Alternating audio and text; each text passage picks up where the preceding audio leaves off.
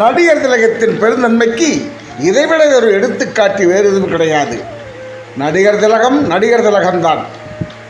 அதற்கு சான்றாக அமைவதுதான் இந்த படத்தினுடைய இந்த காட்சி. திருவிளையாடல் என்ற திரைப்படத்திலே ஏ.பி. நாகராஜன் இயக்கத்திலே தருமி என்று ஒரு ஏழை புலவனுடைய ஒரு பாத்திரம் இருந்தது. அந்த காட்சியை எடுத்து முடித்த பிறகு அதை போட்டு பார்த்த பொழுது நாகேஷனுடைய நடிப்பு மிகவும் அசத்தலாக, ஆர்ப்பாட்டமாக, அருமையாக இருந்தது. அப்பொழுது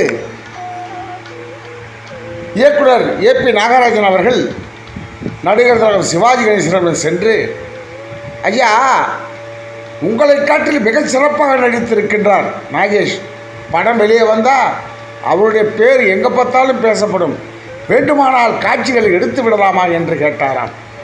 அப்பொழுது நடிகர் திலகம், அதெல்லாம் வேண்டாய்யா, அவன் நடிப்பு கிடைச்ச ஒரு பரிசு. இது ஒரு நடிகனுக்கு அதுதானே பரிசு, அதுதானே இன்பம் அப்படி சொல்லி அந்த காட்சி அந்த படத்தில் இடம்பெற வேண்டும் என்பதிலே குறியாக இருந்தாராம். அந்த படம் வெளிவந்து தமிழ் பேசும் நல்லுலகில் சக்கைப்போடு போட்டது. அது மட்டுமல்ல, உலகெங்கும் தருமி நாகேஷனுடைய அந்த பாத்திரம் பேசப்பட்டது, புகழப்பட்டது, பாராட்டப்பட்டது.